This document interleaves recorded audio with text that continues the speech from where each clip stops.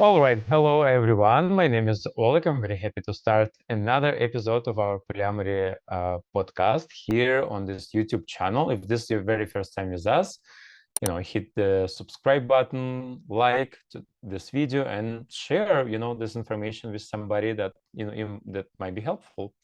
I'm in New York City, by the way. Still, we have Justin here with us. Justin, hello. Hello, hello, hello. Coming to you from New Mexico. My name is Dr. Justin Terry Smith. Beautiful. And we have Daniel. Hi, Daniel. How are you? Like you're short. You can unmute yourself in the Bay Hello, Area. everyone. Hi. I'm Daniel, and I'm in San Francisco, East Bay, California, pero Okay. originalmente de Perú, aunque soy japonés.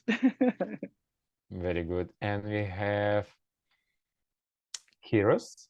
Kiros, right? Yes. Okay. And And I used to live in the Bay Area in East Bay, but now I live in Southern California, about halfway between LA and San Diego. Great, great, great. Well, thank you so much. Thank you for coming again, all of you guys. It's always fun to have a chat with you and a little conversation. Last episode for me was pretty tough.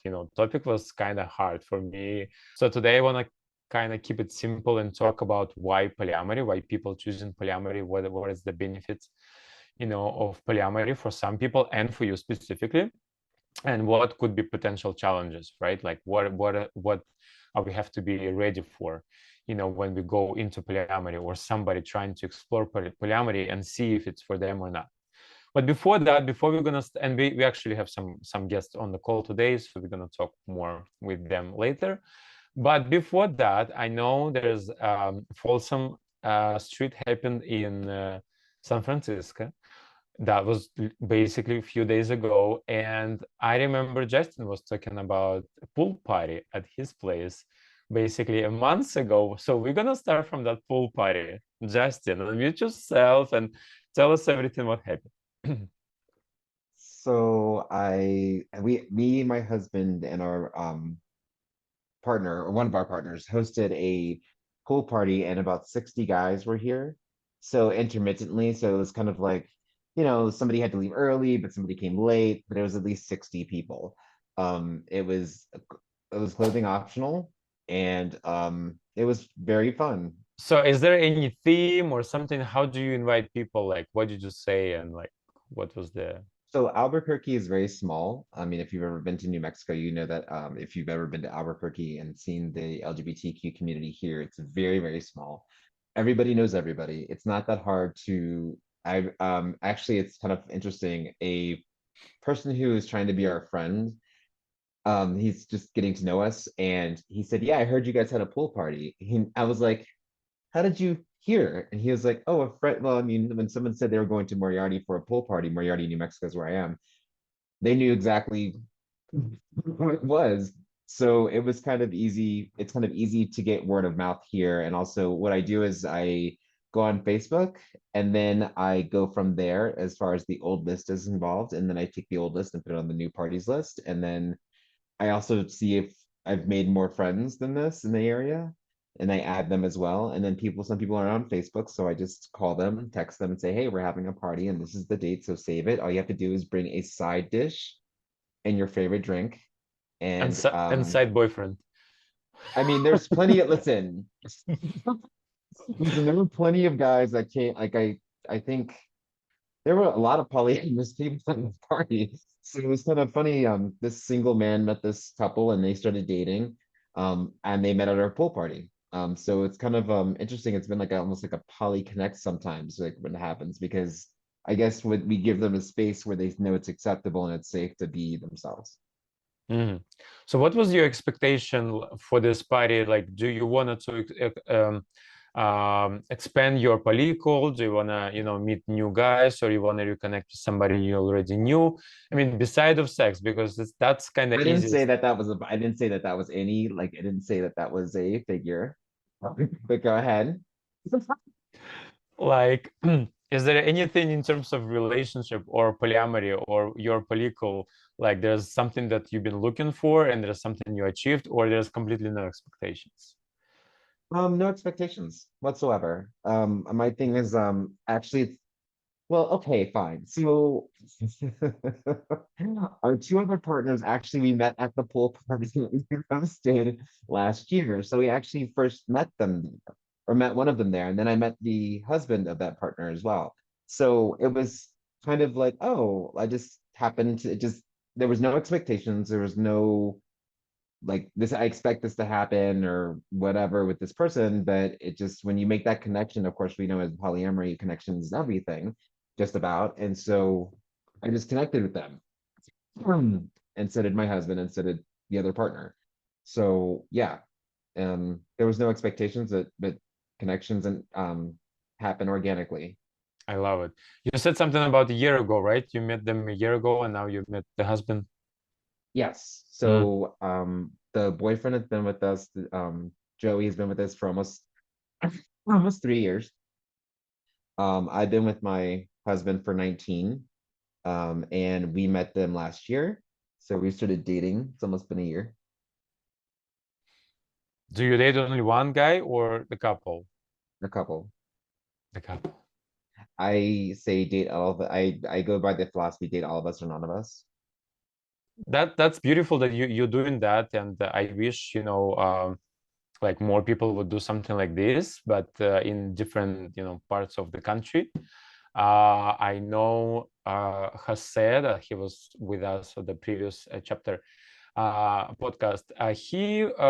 He's gonna do polyamory meetup in Chicago area. I don't know exactly, you know, Chicago is big and somewhere outside, I guess. So that's going to be October 11th. It's next Friday. So if anybody watching us, feel free to message me on the Instagram. I'm going to leave my links below. And, you know, if you're interested to join in-person meetups in Chicago area, Jose is going to do next Friday, October 11th. Well, thank you, Justin. Daniel, let's talk to you. Since we don't have Sergio today, well, now you're going to you know, share us something about Folsom Street was in San Francisco. I'm sure it was a, you know, big and fun event, but also I'm kind of curious if there's anything regarding polyamory, like if there's anything that you would say there's something you can, you know, maybe you met some troubles or anything like that. Well, actually, I met a lot of people on Folsom because of the booth that I was holding at. You know, I had to talk to people because people is asking questions about regarding of my paintings and where they come from, or what inspired me or whatnot. So that's where I think that I want to say that my paintings are always a good conversation starter. Because of the style that I do of painting is very erotic and visual art. So people always either stop, giggles, and then ask questions. Some of them, they always said, I don't know if I could put that on my living room or any part of my house. And I think that from there is that where I get the chance to, like, you know, get to know people, talk to people, and kind of express, you know, a little bit of what inspires me to go through all this type of art. But itself, Folsom is, in general, is an amazing event for those who never been. It's very open sexually, very sexually charged, and it's very welcoming in the sense that it doesn't matter what you like, it doesn't matter what type of kink fetish that you might have, everyone is welcome, right? So there's two big events that welcomes kink and fetish, which is Dory Alley and Folsom Street Fair. Or Dory Alley is actually up your alley, but everybody knows it as Dory Alley because it's hosted in that street. But the difference between one and the other one is that one is more focused on gay people, while Folsom is open to everyone. That includes like straight couples, straight people that is into kink and fetish. So you get to see a little bit of everything. What I love the most about the event is that there's always a lot of straight people that they don't have a clue that this event is going on in the city, and they just walk by and they start walking into the event, and then they get like you can see their faces that they didn't know what they were walking into, because you can tell because they smile, they giggle, and they have this like face of like shock. So so that's what I love about Folsom the most. It's just to see how people get like culturally shocked. As far as I remember, when Folsom Street happens in New York, there's a gate, and like you cannot kind of pass through, if you just random, a person on the street.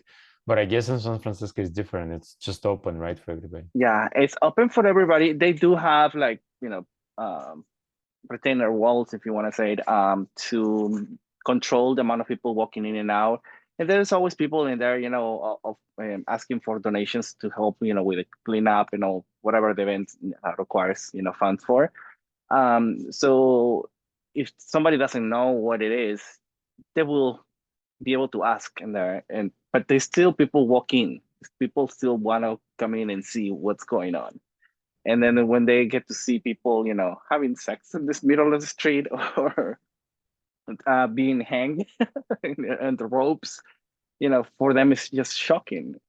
Or being spanked, or blow in the middle of the street. I mean, so you see them all. The sex allowed only in San Francisco or in California, or well, does anybody know? technically it's not. Oh. I think by law I don't think that's allowed, but because of the event itself, closes the streets, it happens within the area, and police doesn't go in, so that there's no one really controlling that portion. So I might be wrong. Kairos, maybe. Yeah, actually, so California didn't used to have nudity laws around that kind of stuff. So a lot of the older festivals are grandfathered in that they're still allowed to have nudity because they've been around so long that they were there before the laws went into place. So they're still allowed to be nudity. There's not supposed to be sex going on, but it happens a lot. Yeah, I've got some fun stories from years previous when I've gone to Folsom. But actually, San Francisco has particular laws as a city itself that allows nudity in certain areas of the city. Like there is a nude community that they walk within the Castro area, and they are allowed to be completely nude in this area specifically. So that's all my understanding. I was in San Francisco last year for the very first time. It was like one of my biggest dreams to go to San Francisco. And I stayed with a friend that lives very close from the Castro Street. And well, I was walking by and watching stuff, and I saw naked people like just hanging there. And I was like, okay, this is fun, but it was shocking coming from Mexico, and we don't see this like very often. And then now that you're mentioning that, I mean, it makes sense. Yeah. Well, I mean, in Puerto Vallarta, you see it in the sauna, but not in the street. Exactly. But I mean, it's Spartacus, right? I've been to both places and I've seen nudity everywhere. So it's like, oh yeah, PV, yeah, nudity, yeah. Oh, SF, yeah, definitely nudity, definitely. Yeah, Vallarta has some, but it's not in the street itself. In certain, close events, yes. Right. In PV, there's a hotel called Casa Cúpula. I don't know if you heard of it. Oh, that's my favorite. That's my favorite. Oh my God. It's a really nice place. I'm actually going to PV in about 2 weeks. Ooh, what? It's a really nice place. You're going. I love Vallarta. Yeah, I'm going to Puerto in about 2 weeks. Some friends of mine from Canada are coming down, and we're all going to go down. Okay, that was. See, I was supposed to be in Vallarta in 2 weeks, but I changed my flight to Atlanta to see my mom because she's visiting. But I go to Vallarta like 3 times a year, so October is one of the times of the years that I go, like towards to the end normally, just to catch Halloween and Dia de los Muertos. We all should just meet up in PV. Yeah. Polyamory retreat. And we're staying at that hotel. Oh yeah. And you Casa know what? Cupola. I'm friends with the marketing team and with the owner, so I mean we can try something with Get them. discounted. Sending private message to Jonathan now. Add me, add Let's me, make add me. our first event, a summit event in there. I think that would be great, actually. I mean, Yeah, that could honestly, be that'd fun. be a perfect place to do it. Oh, oh, I have so many memories from that hotel. I bet you do, sweetheart. I bet you do. If these walls could talk 3, Oleg edition. Which walls are we talking? Not the ones in the hotel room. Yeah. All See, right. it's more than the zip codes in the States, it's also international. Oleg has one boyfriend in each place. Oh Now my she's going God. international. Yeah. Well, let's talk to Kiros. Hi, Kiros. Good to see you again. Hello, hello. Yeah. So you in South California, which is great. You in polyamory relationship for a very long time, which is beautiful. One question to you. Is there anything that you can recommend to people who is looking for polyamory relationship, like online or offline? I have found in my experience that looking for a relationship, whether you're just looking for one person or multiple people, when you're actively looking, you tend to not find good people. It's when you're just kind of like let things happen how they happen, let it happen naturally, then you find the great relationships. But if you become across so desperate when you're just like, I want this so bad, whether it's a poly relationship or even just a regular relationship with another person, that it ends up making you settle, I guess is the best thing I could say. Right. I've heard that many times, but where would, like, if you stay home, Where? right?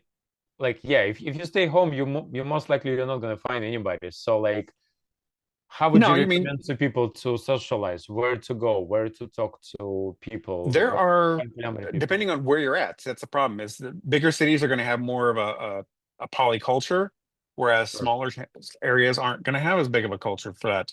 So you may Tell have us to travel a little bit to meet people. But what you know. Mhm. Field, it's an app. Well, I heard about the Field app, and beside of the app itself, they're also hosting the Field Social in the different places of the states, in LA, New York, and other places, even in UK. So that's kind of helpful. I went to a couple of them, just Justin. So if you know where I am, I think the population of my town is like a high school in DC. Like I think that is like the population of this town that I'm in. However, of course, 40 minutes down the road is the next biggest city, which is Albuquerque, and which I was surprised that it actually has a really big um pansexual polyamory community. Like, and I was just like, wow, this is interesting. I did not think that this was going to be. And I really liked what he had to say because I like we don't look actively because we're pretty much good. We were with three of us who were like not even looking. And then we hold these parties, and then of course, organically we meet this couple and we start talking to them and dating them. And so it's like, things happen organically when you're not looking for them actively. Like sometimes it just happens to hit you like that. I guess we were just kind of open to it, but we weren't looking. And I'd say that's where we are too, is that we're not really looking, but sometimes, For a lot of people, it's a big struggle, like where to find this middle kind of state of mind, I would say, right? Like versus like between not looking at all and then looking and be desperate about your, relationship, etc. Yeah, but well, thank you for that. Thank you for that. And we have Jonnatan with us tonight for the very first time. Hi, Jonnatan. He's joining in from Mexico. Where in Mexico you are? Oh, I have to unmute you. Can you unmute? Yeah, so like I said in the beginning, I was born and raised in Puerto Vallarta, but I am currently living in Los Cabos. So I moved last year, so it's been a year since I left my hometown. Wonderful. And you said you've been following us for a couple of months. Where on Facebook? Yeah, so here's the thing. I've been like reading a lot of stuff of polyamory and everything, and I'm 29. So I've been through quite a few relationships, and most of them didn't go well. So I've been like single for a while already, but I was like kind of trying to understand what's going on, no? And been reading about polyamory and just trying to get involved and understand if that will be kind of my thing. I'm not so sure yet, so that's mostly the reason why I wanted one of these like meetings now to hear about your experiences and how it feels like, and how do you, I don't know, how do you handle an argument between the other two when you are not involved? So it's a lot of questions, you know. So that's why I'm here. Wonderful, welcome. Yeah, we're happy to have you. Well, so you're very new in the polyamory, right? Like this is very new concept to you. Is that right? Yeah, like I've never been in such a relationship, but on my last one I kind of wasn't like in my best mindset, I will say, and I allowed my ex-boyfriend to do some stuff that I wasn't really open to do. And then I was like, okay, I don't feel okay with this, but it's kind of a kink.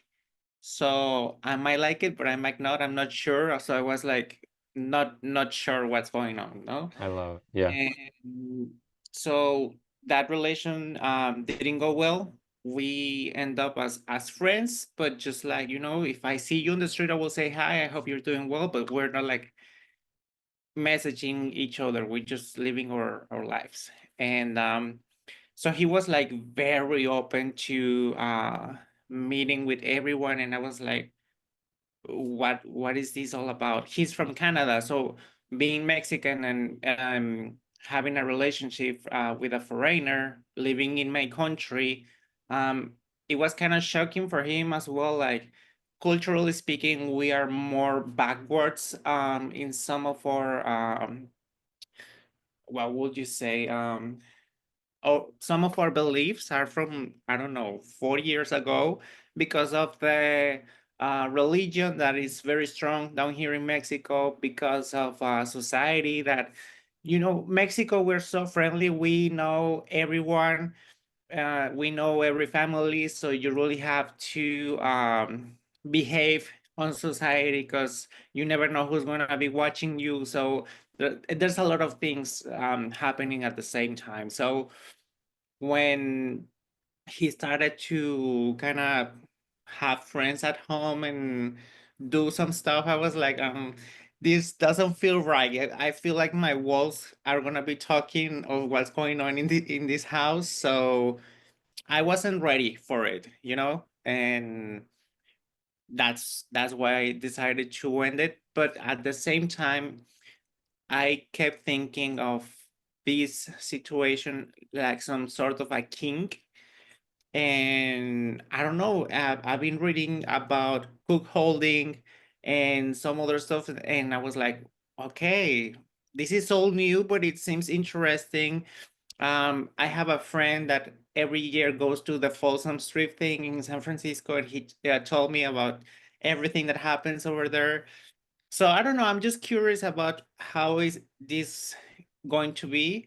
Like Kiro said, I'm not desperately looking for a relationship. I'm just happy by myself at the moment. But if it happens, it happens, you know. And something that I would like to be very open on, if it happens on my next relationship, is that I'm not close for a polyamory or a threesome or whatever. But just as long as we are honest all the time, you know, just put the things on the table on the very first date, I will say. I love it. I think you're ready for the next chapter of your life and the new lifestyle and in the relationship. Although it's very new to you, but at the same time, I feel your energy, and it's interesting how we as a tourist can make our Mexico experiences so sexual sometimes, but for the locals, for the Mexicans, it's very traditional living and not really that open as we do sometimes as a tourist, as a visitors. That's kind of, yeah, that's kind of And crazy. sometimes, speaking of sex in Mexico, it still feels like a taboo. Um, yeah, I mean, it's weird. With my family, thanks God, it has always been like very open. My mom has always like very clear about sex, and she always like was like explaining sometimes more than what we needed. But but you know what? It really helped us, at least in my family, it helped us to be like aware of what's going on. And when we were at school and we talked with our friends about sex stuff, everyone was like getting blushed or they didn't want to talk about it. And it's kind of weird because it still feels like a taboo, something that you shouldn't be talking about. And something that I always have been telling my foreigners, my friends that are from any other country, that if you go to the more center of the country, like Mexico City and all that area, all those states, is completely different. Because I mean, we in PV, we are very used to having foreigners from all around the world, mostly from Canada and the US, but we have people, a lot of people from Hungary, from Russia, from Ukraine, from well, from really weird countries that we get so happy that it is like, wow, you're traveling all the world just to come and see my city. But we are very open to the world. But if you go to any other part of the country that doesn't have so much tourism, it's so different. You still feel like old ladies with um this thing that you used to pray in the Catholic Church. Rosaries. Yes, those ones.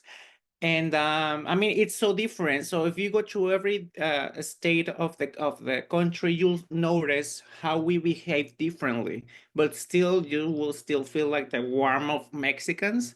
But we behave so different in PV than the rest of the country. It's so wonderful that you can see this and feel those differences, you know, because you live there, you know. Sometimes people cannot recognize that. I totally agree with you. I felt the difference between Mexico City and Puerto Vallarta, you know, Jalisco and the central part. Like it's very different. People are different. They, you know, approach differently. And I think in Jalisco it feels like people are a little bit more friendly and open to, you know, to make new connections and all of that.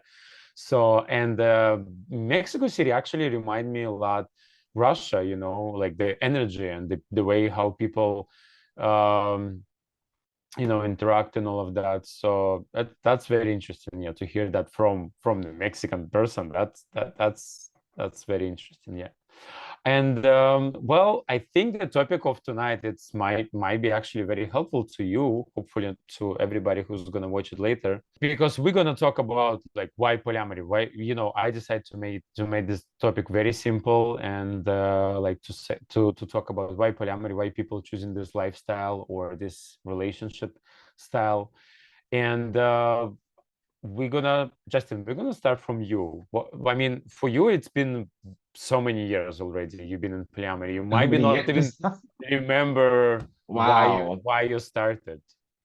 But Wow, so many years. yeah, So yeah, actually it has been so many years because that's how me and my husband started. So okay. me and my husband have been together for 19 years, and um I at first was kind of, I wasn't really that open to it at first. He kind of, you know, I don't want to say changed my mind, but he gave me options. He said, okay, well, this is what polyamory is to me, and this is where, you know, I'm at with it. And I said, okay, well, that makes sense. And so it all kind of started making sense to me. And I said, okay. I mean, at first I was like, no, I'm I was somewhat religious at that point. And I was like uber like Christian, going to church every Sunday. And I realized that I'm like, no, that's not me anymore. But like the thing is, of course, I realized that I hold on for 1 second. I realized that there's always this kind of feeling. It's because I was monogamous for so many years that I realized that I was not actually being monogamous. How so? So, so I wasn't being monogamous, and I was being, some cases monogamish, some cases not monogamous at all. When I was supposed to be, and I realized I'm like, I am a failure at this. I am not good at this. I don't understand why I'm even trying to do this. I just, but the thing is, I wasn't looking for sex specifically. I was looking for connection, and then when I found connection in another person, that's when it went south. Like it was bad, because I was like actively cheating on my person at that point, and I just didn't feel good about it. So I decided to try polyamory, and it works for me. It just works for me. Yes, you do have to get over things like jealousy. Yes, you do have to figure out how to spend your time with each partner, and finding out what their needs are, finding out if you're making sure that their needs are being met and your needs are being met. I mean, also having time to recharge your own batteries, also making sure that you, when you're in the middle of it, because this does happen, and I think Jonnatan brought it up at one point, like, when you have two of them that are fighting, like, what do you do? Well, different cases, Referee. different things, it all depends. Like sometimes you just let it play out because it's not up to you to do anything. It's up to those two.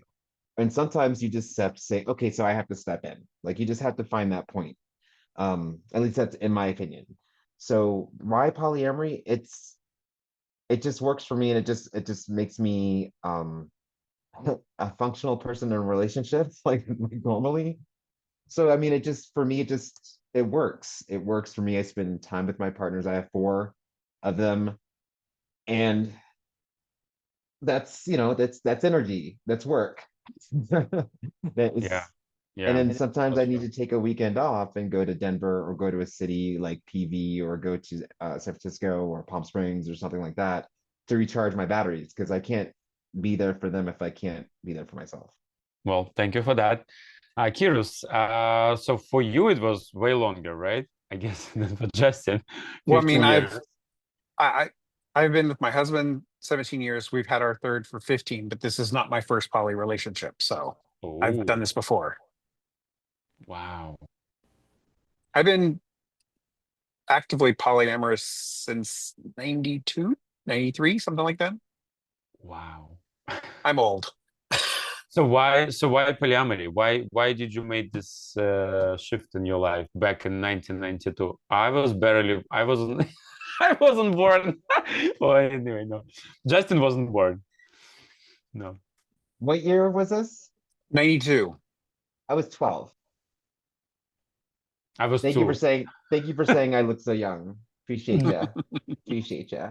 Um, at the time that it happened, then I was dating someone who was in the military, and they were out to sea for 6 months at a time. So I was alone. So we decided that while he was out to sea, I could just meet people and have fun. And I ended up meeting a couple of guys, and we kind of really hit it off. And the three of us started sort of dating. And so when my partner got back, the 4 of us were dating for a little while until one of them had um, well, a spooky Mormon hell dream that convinced him that he needed to straighten up and fly right and be right with God. And so he just stopped talking to all of us, and it kind of caused everything to go haywire. But over the years, I've had one of my partners was bisexual, so he dated women and men, and I dated other guys as well. And so, yeah, I've had multiple relationships like this. And so when I started dating David, I kind of said, this is something that I'm open to. I don't know if it'll ever happen, but I'm open to this. And then a year and a half later, we had a friend in our friend group that was single. We started hanging out, and at one point we're like planning a vacation together, and I'm like, I think we're dating him. And so we just talked about it and like, do we really want to do this? Yeah, we do. Okay, so we went to him and brought it up with him, and he's like, oh good, I felt the same way, but I didn't want to cause trouble between you guys, so we decided to give it a shot, and here we are 15 years later. A couple of things I wanted to say. It feels like it's very hard to be bisexual and monogamous at the same time, right? No, not really. No, it's not. I'm bisexual. It's not that hard. I mean, it's no different than if you're gay, you're not going to go, sleep with everybody out there. Same as if you're straight, you're not going to go sleep with every available female out there. It's just, it's what you want to commit to. So you at one point you commit to the man, and then another point you commit to a woman. Is that? Yeah, it's If you're whatever. monogamous. Yeah, if you're monogamous, then you commit to whichever, and at once. Granted, like I said, being bisexual myself and having had a bisexual partner, we dated guys and girls, and so it was just kind of all over the place for us. And how did you, back in 1992, how did you learn Meet about people? polyamory? No, learn about polyamory. Believe it or not, I was at a science fiction convention. I was at a science fiction convention and ran into some other people, and we started talking, and then the subject came up because I'd been reading The Ethical Slut. And so then we decided that we were going to, the next time there was a convention, there were like 5 or 6 of us, and we decided to host a panel on polyamory and let people come in and ask questions. And so we did that, and it got really popular. We were doing it every year, and the room got bigger and bigger and bigger as more people got involved and interested. And it kind of bled over into, because where I was living in Seattle at the time, there was a lot of crossover between the medieval fair people and the science fiction convention crowd. And so there were big households forming of all these poly groups, and that were going to science fiction conventions, and the next weekend they're at a medieval fair and they're all camping in the same tent, and you'd walk by and you'd hear all kinds of interesting noises. People think tents are soundproof. They're not. And do you remember when was the book was written, the The Ethical Slut? Ethical Slut? I don't remember when it came out, but I know it was already out when I first, got involved. So it's been around for a while. Oh, very long time, yeah. Now I have to look and see. And I think you lived in the right area. I think like around Seattle is very kind of big community, like historically somehow. And there was a huge poly community in Seattle. We actually, because we were living kind of the east side, so not in Seattle itself, but like Bellevue, Redmond, all this, like right around Microsoft. So a lot of high tech stuff going on there too. And we had a weekly get together at one of the malls because they had like an open mic, and there was 2 people in our group that were musicians. And so they would go and perform on this open mic, and so we'd all kind of get there to be supportive of them. And what I heard that like communities start growing around this book, around it like happened that way in around Seattle area. Yeah. I mean, and luckily there were more editions after this, because as time goes on. Oh yeah. Like, oh wait, this is not totally accurate for everybody. Oh wait, there's only like 1 page mentioned of people of color. So it's like, we need to change that. Yeah. Yeah, they always adjust in that. Well, let me share a couple of words about my reasons why I decided to choose polyamory. I actually moved to United States to find a relationship because it was very difficult and hard for me to do it back in Russia. I lived in 3 different cities in Russia. I'm from very small town, then I moved to St. Petersburg, then to Moscow. So it's a very big cities, and we have a lot of gay people there, but people just kind of not in. I mean, I just had no luck, and I was very young too, so I didn't know how to do relationship. My longest relationship was maybe like 3 months, and that's it. And next. So I moved to United States to find a relationship because everything was like way more open here. And I found my boyfriend in the first 6 months here, and we lived together for 6 years. So I was happy, I was happy that I found relationship, and that's exactly what I wanted. And we lived together and traveled together and all of that. But then he cheated on me after 5.5 years together. He cheated on me, and I felt that I was actually okay with that. Like I didn't make any. It was painful at very first moment, but then I was like, I mean, that's okay, because I kind of felt at this moment that I cannot really give everything that my boyfriend wants, and my boyfriend cannot give me everything what I want. So I felt like there is a gap, there is a need of some other people, because for example, I don't drink alcohol, and my ex-boyfriend, he's drinking alcohol, so he always need a friend to go to the bar to drink something, you know, and I cannot be that person. And so the longer you live, the better you know each other. Like you see all these differences, you know, there's actually only few things that in common between you and your partner. And I quickly I mean, not quickly, but through the years of our relationship, I realized that, you know, we need another energy, we need another people in this, like it kind of friends, it could be friends, it could be anything like that, but in the sexual relationship, in the sexual way too, you know, because I realized there's so many things that you can try sexually, and like if your partner is conservative and you're doing only one way and there's nothing else you can do, so it's like it's kind of, it's not just a boring, but it's actually you cannot like you don't grow, you don't change, like you kind of stuck, you know. That's exactly what I felt. So when he broke up with me because he cheated on me, right, because I was fine with that, I realized I started going on the dates again, and I realized I'm gonna fall into the same pattern. So I'm gonna go on the dates, I'm gonna meet the guys, and then we're gonna break up at some moment. And I feel like it kind of doesn't make sense anymore for me. It's like too much time, too much energy to spend, and basically at the end of the day, you're still gonna be single. You know, you're still gonna break up sooner or later.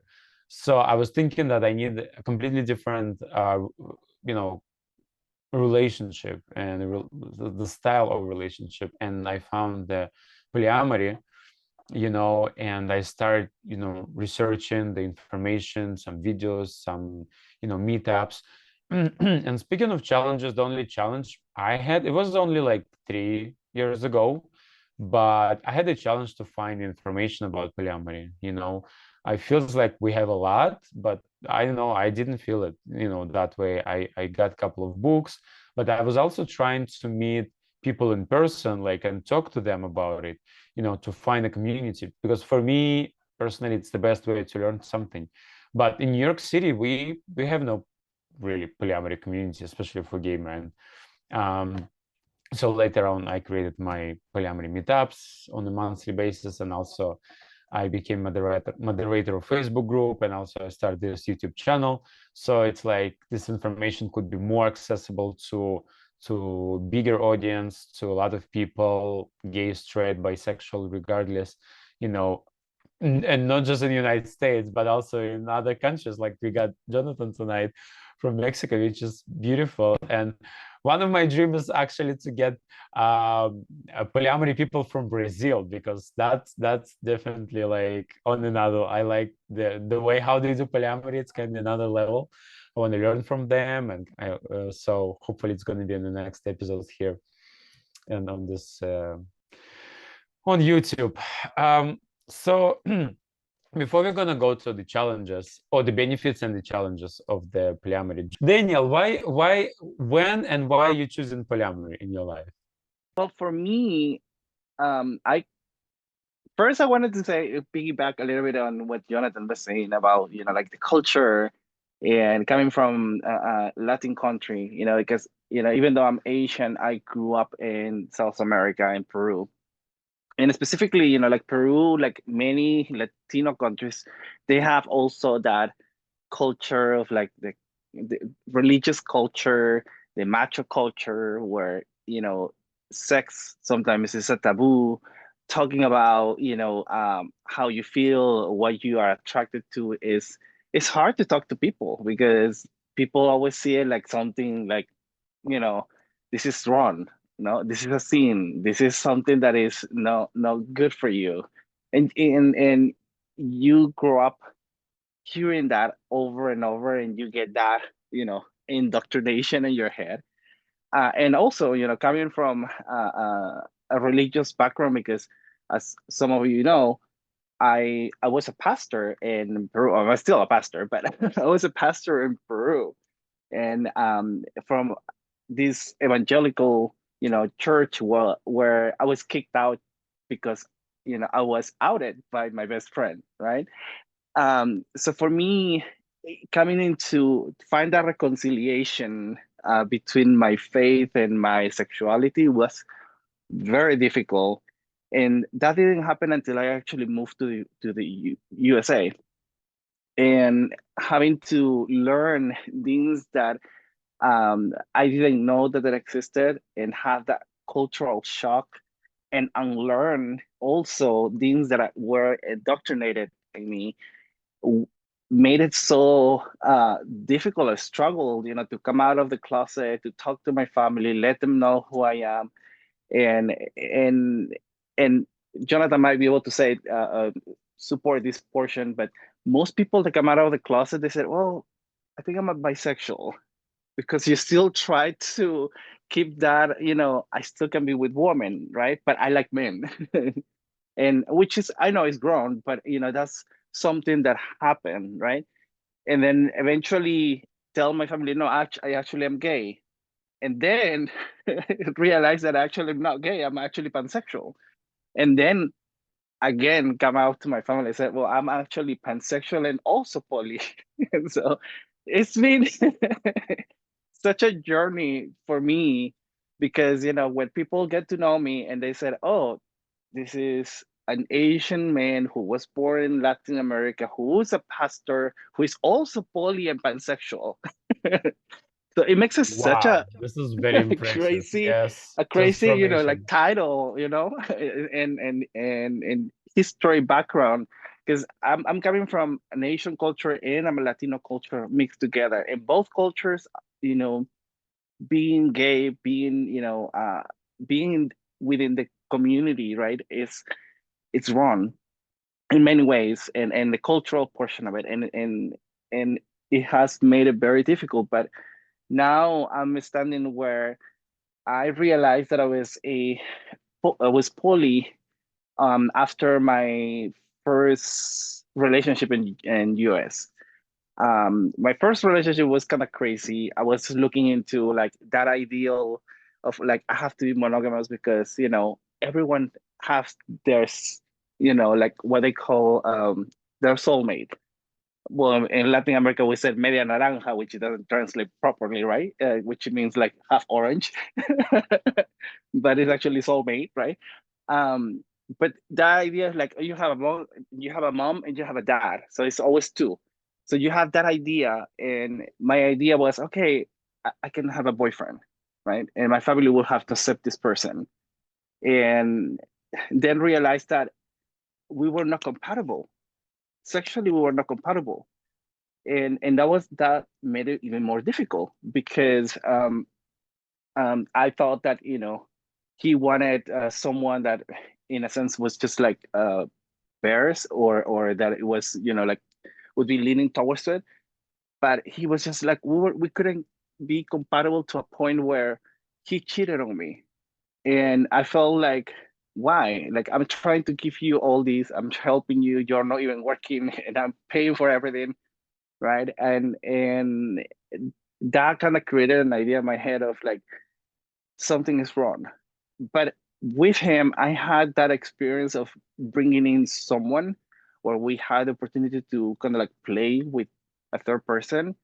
And maybe that's kind of what Jonnatan was mentioning, like, you get to experience that.